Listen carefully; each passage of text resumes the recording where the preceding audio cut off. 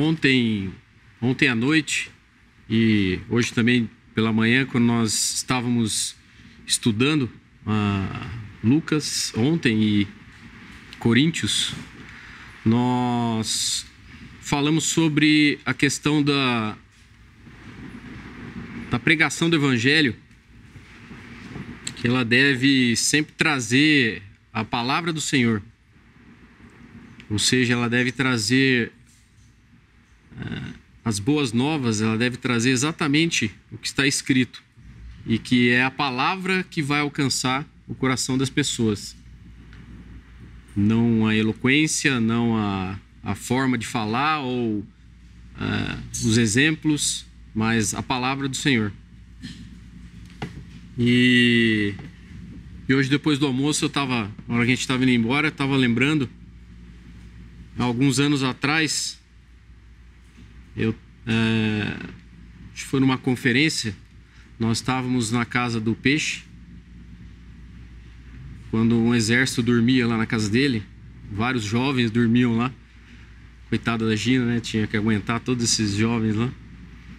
E eu lembro que o filho do Peixe, Felipe, me contou uma história uma história que já é conhecida, mas de um evangelista que estava distribuindo folheto na cidade e ele entregou o folheto a uma pessoa e essa pessoa leu rapidamente esse folheto e rasgou. Falou assim: não concordo com isso. Rasgou.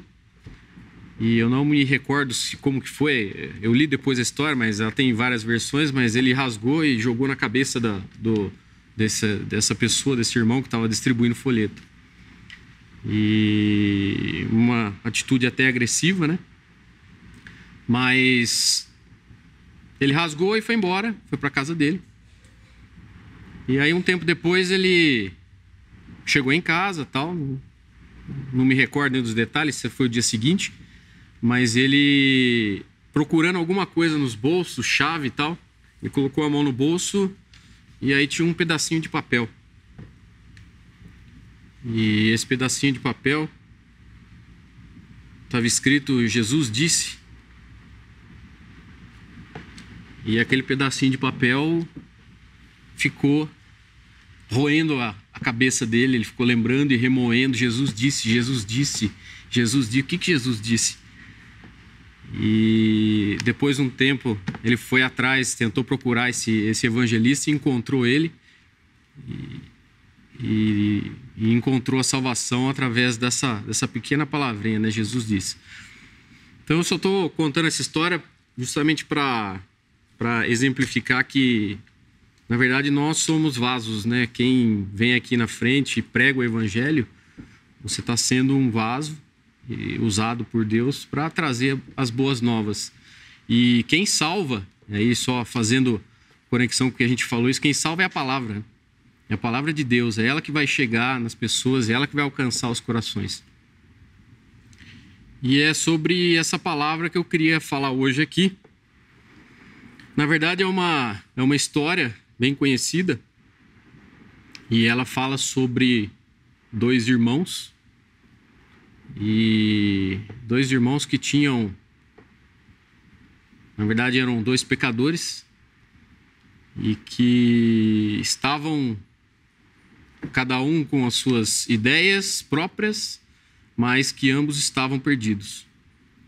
Existe uma série de aplicações para esse trecho que nós vamos ler, mas eu queria usar isso aí como exemplo dessas duas realidades que nós podemos encontrar em pessoas que não creem no Senhor Jesus, incrédulos.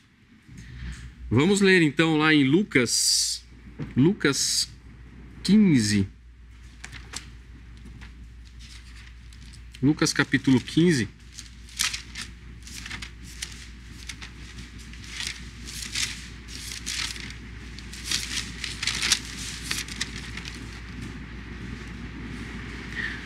Versículo 11. Já é bem conhecido essa parábola do filho pródigo. E na verdade essa parábola ela fala de 3 pessoas fala de dois irmãos e de um pai amoroso. Então, vamos ler aqui, depois eu vou versículo por versículo entrando aí nos detalhes. Lucas capítulo 15, versículo 11. E disse: um certo homem tinha 2 filhos, e o mais moço deles disse ao pai: Pai, dá-me a parte da fazenda que me pertence. E ele repartiu por eles a fazenda. E poucos dias depois, o filho mais novo, ajuntando tudo, partiu para uma terra longínqua, e ali desperdiçou sua fazenda, vivendo dissolutamente. E havendo ele gastado tudo, houve naquela terra uma grande fome, e começou a padecer necessidades. E foi e chegou-se a um dos cidadãos daquela terra, o qual o mandou para os seus campos para apacentar porcos. E desejava encher o seu estômago com as bolotas que os porcos comiam, e ninguém lhe dava nada.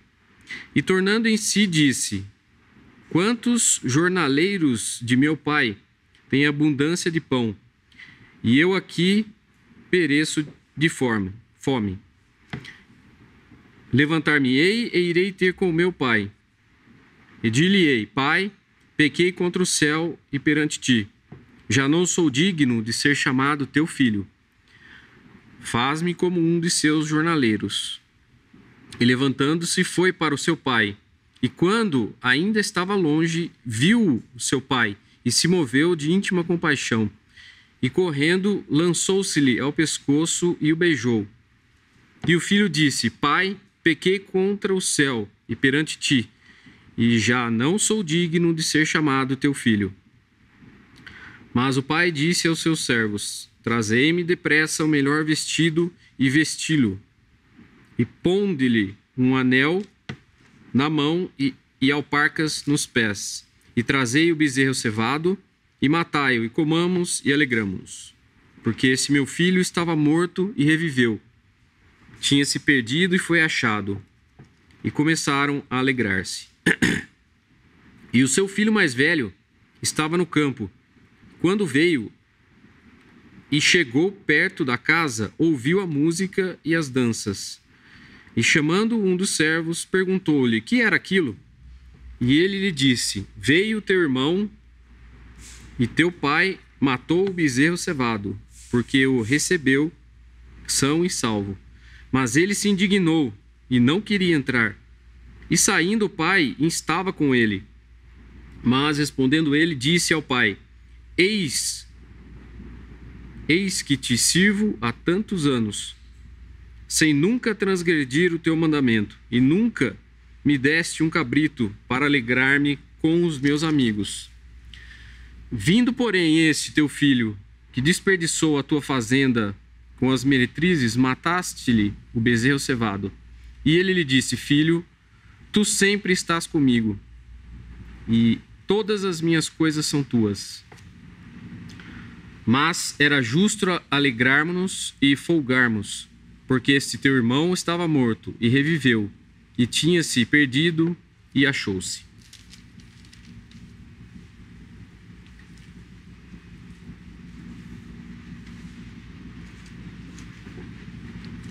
Então essa parábola aqui, ela sempre me chamou a atenção, porque ela fala justamente desses 2 filhos. Um filho pródigo. Filho pródigo é justamente um filho esbanjador. A palavra pródigo é esbanjador. E fala também de um outro filho que era religioso. Ou seja, ele tinha suas justiças próprias e se considerava bom. Mas entre esses dois, junto com esses 2 filhos, existia um pai amoroso que desejava que os 2 filhos estivessem com ele. E no versículo 11, ele fala que: e disse um certo homem que tinha 2 filhos, que são exatamente esses dois filhos. E todos nós, na verdade, um dia já fomos como um desses dois filhos. E muitos hoje ainda são como esses dois filhos. Ou nós temos o desejo de esbanjar, ou seja, o desejo de curtir a vida, de aproveitar tudo que o mundo tem, ou nós temos o desejo de sermos justos, de fazermos a nossa imagem perante as pessoas, de pessoas boas.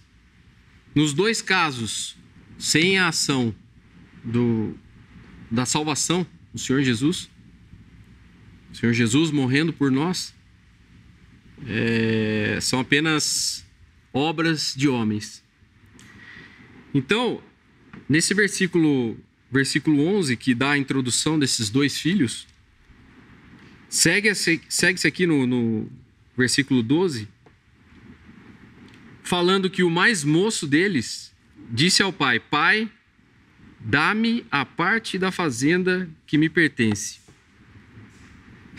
Então, se nós pensarmos que um dia nós fomos pecadores, perdidos, e pensarmos que um dia nós chegamos ao ponto de cobrar a Deus a nossa parte, ou seja, todo esse mundo hoje, todo esse sistema, ele existe e as pessoas vivem com essa ideia de que elas podem aproveitar a vida ou aproveitar o mundo sem Deus. E é isso que ele está falando aqui: dá-me a minha parte. Então, eu posso querer ter os meus direitos, eu quero ter saúde, e é isso que o mundo hoje quer, né? As pessoas querem: eu quero ter saúde, eu quero ter emprego, eu quero ter uma boa condição social, eu quero ser protagonista da minha vida. Essa é uma das frases que a gente mais escuta hoje. Eu quero ser o protagonista. Seja você o protagonista da sua vida. Tudo sem Deus. E o irmão dá o exemplo que acredito que todos já devem ter passado por essa situação, principalmente os homens, né? Quando você compra o seu carro a primeira vez, né? O seu primeiro carro, você coloca... Imagina você colocar a sua namorada do lado e você sai para andar com esse carro. E aí, o que é essa situação? É uma situação onde você é o centro. Todos estão olhando para você com o seu carro, com a sua namorada. E as pessoas pensam exatamente isso. Elas imaginam coisas, elas planejam uma vida inteira. Eu vou construir sem Deus.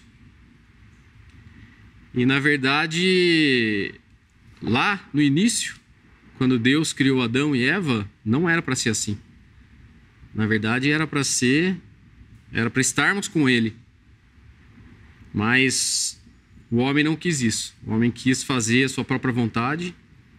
E hoje ele faz isso. Ele quer aproveitar tudo que a vida tem de melhor sem Deus. Então esse filho aqui, esse primeiro, que é o mais novo, o esbanjador, ele estava seguindo nessa linha. E aí no versículo 13, fala que: e poucos dias depois, o filho mais novo, ajuntando tudo, partiu para uma terra longínqua e ali desperdiçou a sua fazenda, vivendo dissolutamente. Então, além de nós não querermos viver com Deus ou não fazermos o que Deus quer, nós fugimos de Deus. Essa foi a primeira reação, né, de Adão, por exemplo, quando ele pecou. Deus foi atrás dele, ele estava escondido. E Deus perguntou: Adão, onde estás? E é exatamente o que nós fazemos, nós fugimos de Deus.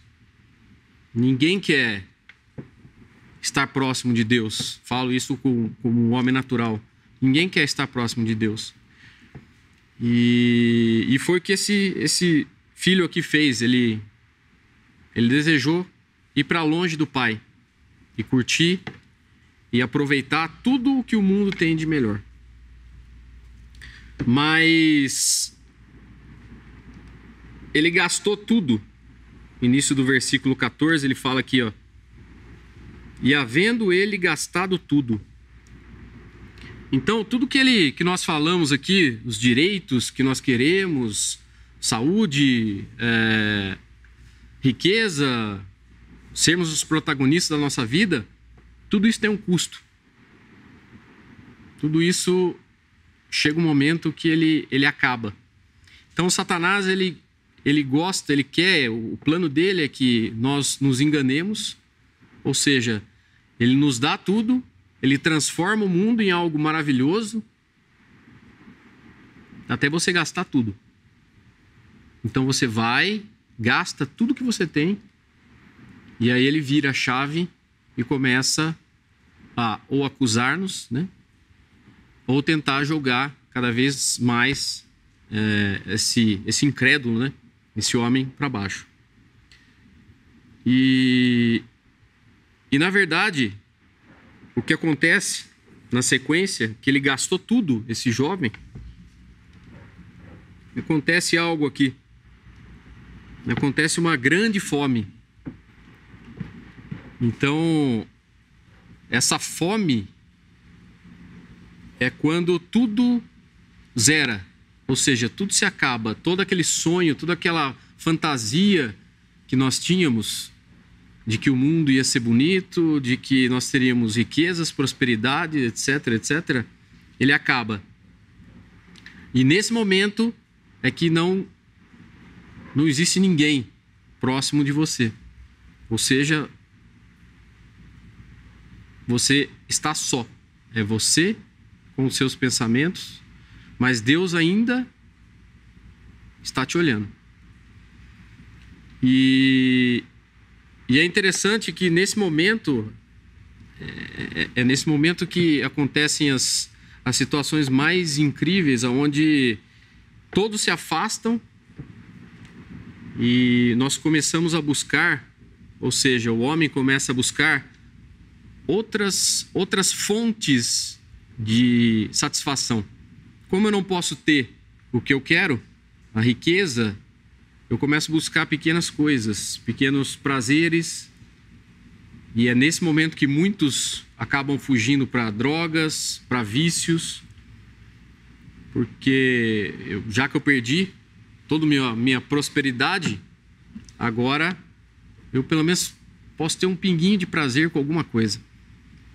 Então, esse vazio ele precisa ser preenchido com alguma coisa. E aí o que acontece? Versículo 15. E foi, e chegou-se a um dos cidadãos daquela terra, o qual mandou para os seus campos a apacentar porcos. Então essa figura aqui de apacentar porcos normalmente é o que o sistema faz. O sistema do mundo faz com o incrédulo. É uma troca. Ou seja, eu te dou alguma coisa, mas o que eu vou te dar é sujeira. Ou seja, você vai ter aquele prazer momentâneo, mas isso não vai te trazer satisfação. E vai se tornar algo que você vai precisar cada vez mais de alguma coisa. Algo mais para preencher, algo mais para preencher. Então, o incrédulo acaba se tornando dependente do sistema, dependente de algo para satisfazê-lo. E ele se afunda cada vez mais. Como nós vemos aqui no versículo 16, indo na sequência, e desejava encher o seu estômago com as bolotas que os porcos comiam, e ninguém lhe dava nada. Então, eu não sei se vocês sabem, mas brincar com porco é algo que é perigoso.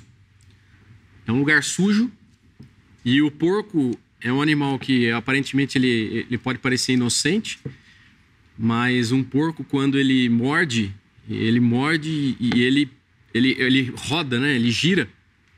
Então, ele causa feridas muito profundas. E estar num chiqueiro, ou seja, que comer as bolotas junto com os porcos, era um local perigoso. E esse filho aqui, ele estava nessa situação de perigo. Ou seja, ele estava numa situação onde ele precisava de salvação. Ele precisava encontrar um meio de sair disso aqui. E aí nós vemos no versículo 17, na sequência, e tornando em si, disse: quantos dos jornaleiros de meu pai têm abundância de pão, e eu aqui padeço fome? Então, nesse momento, ele começa a perceber o que ele perdeu. Ainda não existe uma obra dentro dele, mas ele começa a perceber. E Deus faz isso conosco. Ele, antes das pessoas se converterem e crerem no Senhor Jesus, existe a luz. O Senhor vem, ele ilumina a pessoa, mostra a verdade, mostra o estado que ele está, a sujeira que ele está, o local que ele está, mostra que o mundo não tem mais nada, ele se afundou na mais profunda sujeira. E ele finalmente percebe que ele se encontra numa situação complicada. Então, seguindo em frente aí no versículo 18, ele toma uma atitude. E o que ele fala? Ele fala: levantar-me-ei e irei ter com meu pai. E dir-lhe-ei: Pai, pequei contra o céu e perante ti, e já não sou digno de ser chamado teu filho. Faz-me como um dos teus jornaleiros. Então, o que é esse... O que é essa atitude aqui que ele teve, na verdade? É a primeira reação de alguém que se encontra perdido e que fala para si próprio: bom, agora eu vou mudar as coisas. Agora eu vou tomar as rédeas, eu vou tomar o caminho certo. Eu vou fazer o que é certo. E eu começo agora a planejar o meu retorno ao Pai. Ou seja, começo a planejar a minha, entre aspas assim, a minha salvação. Mas não existe isso. Então, ele pode dizer, como ele fala aqui, né? Levantar-me-ei, irei, eu vou fazer. Então, ainda está tudo em planos, estava na cabeça dele. Ele não fez. E aí, na sequência, ele fala, versículo 20: e levantando-se, foi para o seu pai, e quando ainda estava longe, viu o seu pai e se moveu de íntima compaixão, e correndo, lançou-se-lhe ao pescoço e o beijou. Então, por mais que o filho estivesse longe, por mais que ele tivesse entregue toda a parte da fazenda para o filho, mesmo assim ele ainda continuava amando ele. Mesmo assim ele continuava desejoso de ver o filho retornar à casa. E essa reação do pai, vendo ele de longe, é como nós podemos imaginar Deus olhando para cada pecador aqui nesse mundo. Ele sabe o que cada um está passando aqui. Ele conhece o coração de cada um aqui nessa sala. Ele sabe o que cada um aqui precisa. E é um pai que, na verdade, nós escolhemos nos afastarmos dele. Lá atrás, lá no início, nós herdamos de Adão essa semente, esse pecado. Nós fizemos, nós quisemos. E o pai até hoje aguarda trazer esse filho e esses filhos de volta. Então, seguindo na sequência aí, versículo 21, após o pai beijar o pescoço, ele fala: e o filho lhe disse: Pai, pequei contra o céu e perante ti, e já não sou digno de ser chamado teu filho. Então, essa aqui nós podemos imaginar todo o esforço que esse filho fez, tudo que ele passou, toda essa podridão desse mundo, toda a experiência amarga que ele teve de se entregar a essas paixões e voltar para a casa do pai, encontrar o pai de braços abertos. E hoje, esse estado, pai, pequei, é esse estado que Deus espera de cada um de nós, de cada homem que não creu ainda no Senhor Jesus. Esse estado de arrependimento, de reconhecer ser um pecador perdido e de não encontrar nenhuma alternativa. É interessante que no versículo anterior, quando ele planejou tudo, ele estava planejando o que ele ia fazer. Aqui ele desmontou completamente. Ou seja, aqui ele não tinha mais nada. Ele se entregou. Pai, pequei. E quando nós chegamos nesse estado de arrependimento, onde nós não somos mais nada, ou seja, é só nós e o chão, é quando Deus pode, então, começar a agir na nossa vida.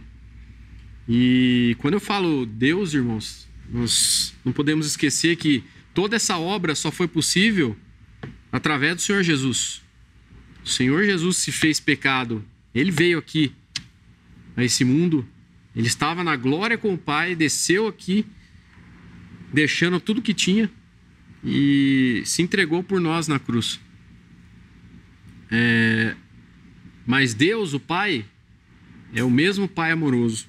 Então, aqui, nessa história nossa aqui, é justamente essa figura desse amor do Pai. E o que ele faz? O que esse amor do Pai faz? Justamente no versículo 22, 23 e 24. Mas o Pai disse aos seus servos: trazei depressa o melhor vestido e vesti-lo, e pondo-lhe um anel na mão e alparcas nos pés, e trazei o bezerro cevado, e matai-o, e comamos e alegramos. Porque este meu filho estava morto e reviveu, tinha-se-lhe perdido e foi achado. E começaram a alegrar-se. Então, muitas vezes, é interessante quando você olha que as pessoas não querem aceitar o Senhor Jesus. Eu não quero. Eu olho aquela pessoal lá com Bíblia na mão. Puxa vida, o que esse pessoal está perdendo, né? Na verdade, não é o que esse pessoal está perdendo. Na verdade, é o que ele está deixando de ganhar. Ou seja, todo esse privilégio de estar junto com o Pai, e é exatamente isso que esse filho aqui vai receber tudo de volta, todo esse amor do Pai, em vestir esse filho novamente. E aqui ele fala, primeira coisa ele fala, trazer depressa o melhor vestido. Então ele limpou esse filho, então foi necessário uma limpeza, e essa limpeza a gente sabe que a única forma de nós nos limparmos é através do sangue do Senhor Jesus. O Senhor Jesus nos limpou, nos lavou e nos tornou aptos a estarmos diante do Pai. Então, Ele fez essa obra através do teu Filho, através do Senhor Jesus. Então, essa aqui é uma figura disso. Depois ele fala: trazei depressa o melhor vestido.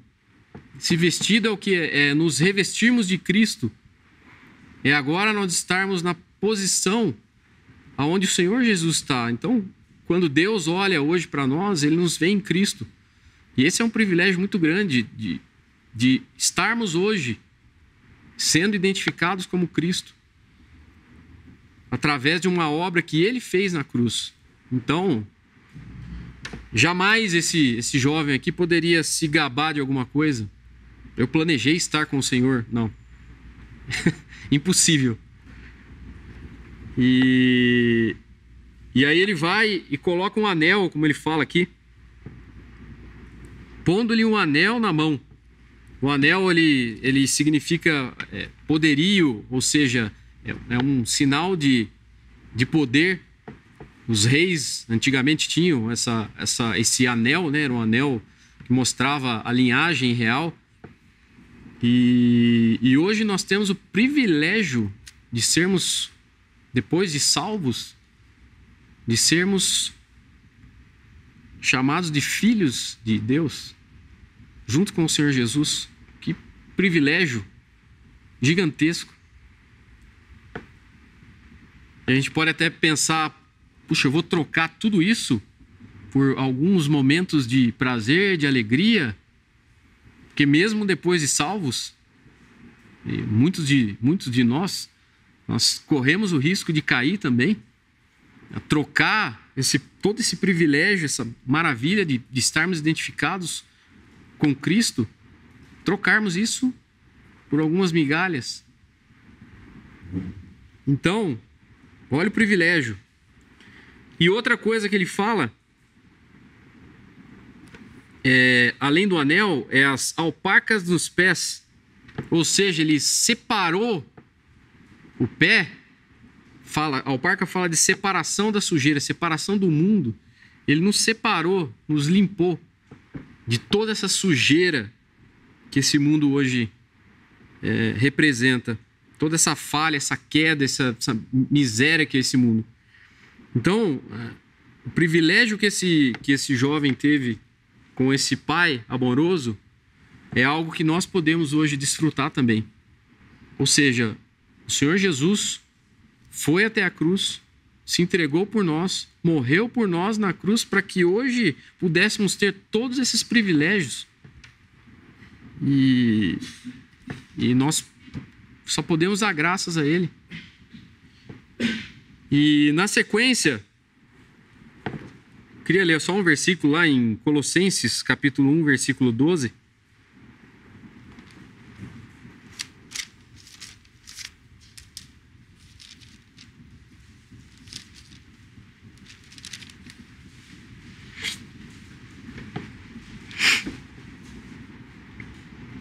Para entendermos da onde que Deus nos tirou, né? Dando graças ao Pai que nos fez idôneos para participar da herança dos santos na luz, o qual nos tirou da potestade das trevas e nos transportou para o reino do Filho do seu amor, em quem temos a redenção pelo seu sangue, a saber, a remissão dos pecados. Então, nos tirou da potestade das trevas e nos transportou para o reino do Filho do seu amor. Então, esse privilégio desse jovem de estar de volta à casa do Pai, que bênção, que maravilha, que obra perfeita.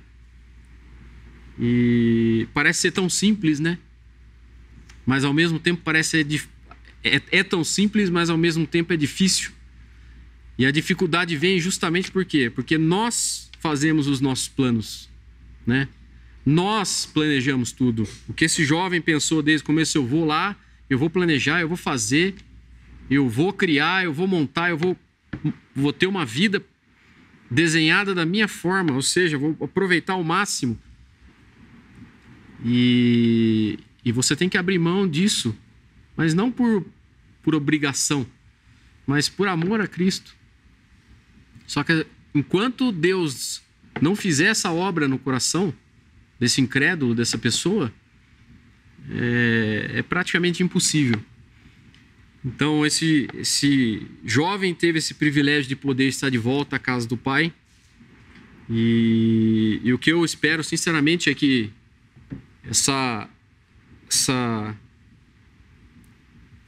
esse convite ainda está aberto hoje para todos no mundo. Todos os homens podem ouvir essa verdade. Deus ainda chama, Deus ainda busca pecadores que se encontram nessa situação. Pai, pequei. E que se reconheçam pecadores. E que realmente sintam toda a podridão e toda a injustiça e a maldade que existe, não só no mundo, mas no coração do homem. E a história não termina aí, né? Na verdade, existe agora o segundo filho. E o segundo filho, filho mais velho, nós lemos então no versículo 25 do nosso capítulo lá de Lucas 15, versículo 25 e 26. E seu filho mais velho estava no campo, e quando veio e chegou perto da casa, ouviu a música e as danças, e chamando um dos servos, perguntou-lhe o que era aquilo. Então nós podemos imaginar você, como filho, chegar na casa do pai e tem uma festa e você não vai até seu pai. Você chama um servo, né? Como é que ele fala aqui? Chamando um dos servos, o que é aquilo? Então nós podemos imaginar, ele sabia que tinha algo ali. Ele sabia que tinha alguma coisa acontecendo. Mas orgulhoso, ele não foi. Ele perguntou para o que é aquilo ali? O que está acontecendo? E esse aqui começa então a configurar, a mostrar para nós uma figura do homem religioso. Eu me lembro uma vez que o irmão falou que é lógico que para Deus nada é impossível, mas é muito mais difícil uma pessoa religiosa aceitar o Senhor Jesus. É muito mais difícil uma pessoa religiosa deixar todo o lastro de justiça própria que ele tem do que uma pessoa que foi comer bolotas com os porcos. Então, o que nós vemos aqui é um homem religioso que chegou na casa do pai, viu uma festa e não chegou. Até o seu pai perguntou: pai, o que é isso? O que está acontecendo? Eu também quero participar dessa alegria. Não, ele não fez isso. O que ele fez? Versículo 27. E ele disse: veio teu irmão e o teu pai matou o bezerro cevado porque o recebeu são e salvo. Mas ele se indignou e não queria entrar. Então essa foi a reação dele. Ah, não. Ah, meu irmão voltou? Ele foi lá, curtiu a vida? Eu já ouvi isso de um irmão, muito triste isso. Pô, o irmão foi lá, curtiu a vida, depois voltou. O que é isso? É inveja, é o homem religioso, justiça própria. Não, mas, pô, eu tô aqui há tanto tempo com você. Não pode, não é justo isso. O que não é justo? E o que o pai fala? E saindo o pai, instava com ele. Essa palavra instava, ele falava, ele suplicava ao filho: não, venha, entra. Entre na casa também. Venha desfrutar da alegria. Mas, rebelde. E aí ele revela o coração dele, que é justamente o que o homem religioso faz. Versículo 29. Mas respondendo ele, disse ao pai: eis que te sirvo há tantos anos, sem nunca transgredir o teu mandamento, e nunca me deste um cabrito para alegrar-me com os meus amigos. Então até grifei aqui a palavra. Te sirvo, nunca me deste. Alegrar-me. Ou seja, quem era o foco aqui? Era ele. Era a justiça própria dele. Sou eu. Olha, as minhas. Olha o que eu fiz para você. O que eu fiz para você. E teve uma pessoa da minha família que durante praticamente muitos anos tinha exatamente esse comportamento. E por muitos anos, não só meus irmãos, minha mãe, todo mundo, falou com essa pessoa e falou do evangelho, e falou. E porque era uma pessoa que se achava justa. Ela tinha essa justiça própria de, não, mas eu sou boa, eu não faço mal para as pessoas. Mas lá no fundo, no coração dela, tinha exatamente isso. Tinha essa justiça, esse pecado, o orgulho, né? Então, esse filho aqui, ele é exatamente isso, esse é o homem religioso. E aí nós vemos, no versículo 31, a resposta amorosa, né? E disse... Vamos ler o 30 também. Vindo ele, porém, esse teu filho que desperdiçou a tua fazenda com as meretrizes, mataste-lhe o bezerro cevado. E ele disse, filho, ele o pai, disse, filho, tu sempre estás comigo e todas as minhas coisas são tuas. Mas era justo alegrarmos-nos e folgarmos-nos, porque esse teu irmão estava morto e reviveu, e tinha-se perdido e achou-se. Então, se você é uma pessoa que se considera justa, o Senhor Jesus morreu por você. Pelas suas justiças, ou seja, pelos seus trapos de imundícia, o Senhor Jesus morreu por você. Se você se encontra hoje numa situação de profundo lamaçal, no meio de porcos, o Senhor Jesus morreu por você também. E esse é o privilégio que todos nós temos, de termos um Deus amoroso, um Deus que nos busca até o último instante. Como nós oramos hoje aqui, Deus ainda está aguardando a última pessoa se converter. E quando essa porta se fechar, aí já não vai existir mais esperança. E esse privilégio que nós temos, essa esperança, por que nós temos, né? Vamos lá, em Romanos 5.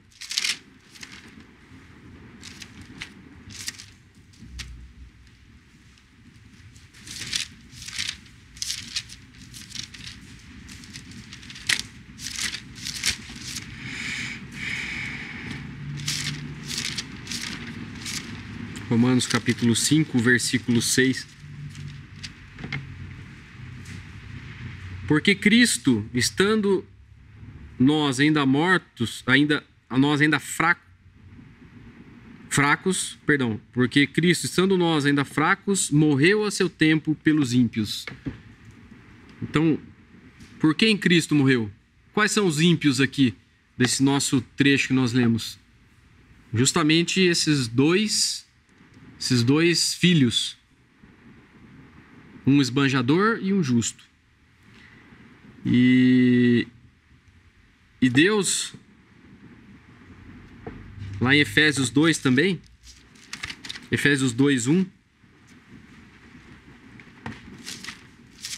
só para a gente concluir.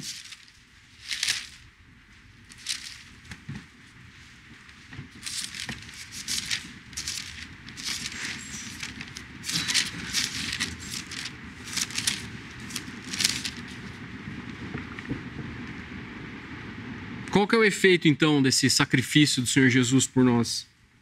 E vos vivificou, estando nós mortos em ofensas e pecados. Em ofensas e pecados de orgulho, pecados de justiça própria, pecados de busca de prazeres, pecados de desejos, ou seja, infinidade de pecados. Mas o pecado em cada homem, isso ele julgou, o pecado. E só para finalizarmos, em um versículo conhecido, João 3,16.